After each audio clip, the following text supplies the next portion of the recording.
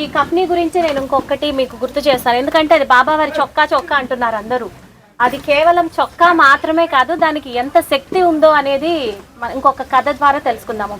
నిన్న మనకి బాబా గారు చెప్పారు కదా, తర్కడు వారి తల్లి కొడుకులు ఇద్దరు షిరిడీలో ఉంటే వాళ్ళ నాన్నగారి ఇంట్లో భోజనం పెట్టకపోతే బాబా అడిగారు అన్న విషయం చెప్పారు కదా. అదే కొడుకు షిరిడీలో బాబాతోటి కొన్ని రోజులు ఉంటారనమాట.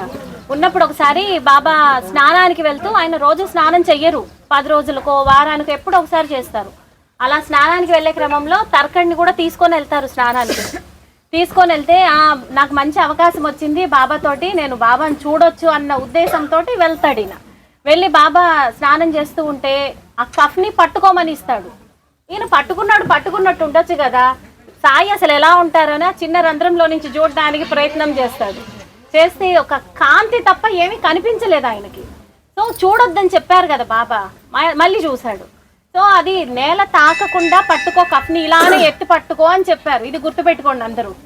ఈయన ఇది ఇలా పట్టుకొని లోపల ఏం చేస్తున్నాడు చూద్దామన్న ప్రయత్నంలో చూశాడు, కాంతి తప్పితే బాబా కనిపించలేదు అక్కడ. అప్పటి నుంచి ఏమైంది, తప్పు చేశాడు కదా. ఆ కఫ్ని అంటే చొక్కా బరువు పెరిగిపోతుంది. సాయి ఏమో నేల తాకించొద్దు అని చెప్పారు, అదేమో బరువు పెరిగిపోతా ఆయన పట్టుకోలేక జై ఆంజనేయ అనుకుంటూ మొదలు పెట్టాడు అనమాట. సో అట్లా మొదలు పెట్టేటప్పటికి రే ఏం చేస్తున్నావురా అని బాబా గట్టిగా అరుస్తాడు. ఏమి లేదు బాబా అని ఏదో సర్ది చెప్పుకోవడానికి ప్రయత్నిస్తాడు. సో మనసులో బాధపడుతున్నాడు కదా, తప్పు చేశాను, అదేమో నేల తాకుతుంది, ఇంకొంచెం ఆకితే తాగుతుంది నేల, బరువు ఎక్కువైపోతుంది అది.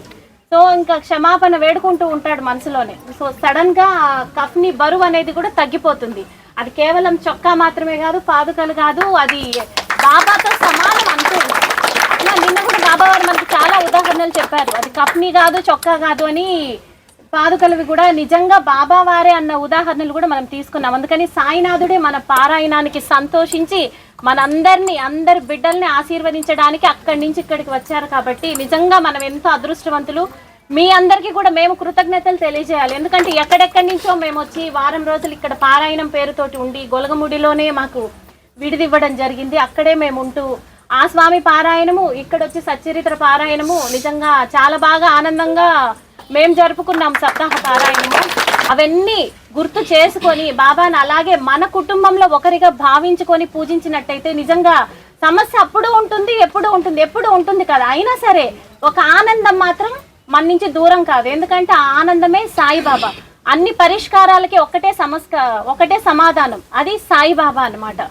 సో అందుకని మీరు కూడా మీ ఇళ్లలో ఒకరిగా సాయిబాబాని పూజించుకోండి, ఆయనకు దగ్గర కండి. అందరూ సుఖ సంతోషాలతో ఆయన ఆశీస్సులతోటి అందరం ఆనందంగా ఉందాం. ఓం సాయి.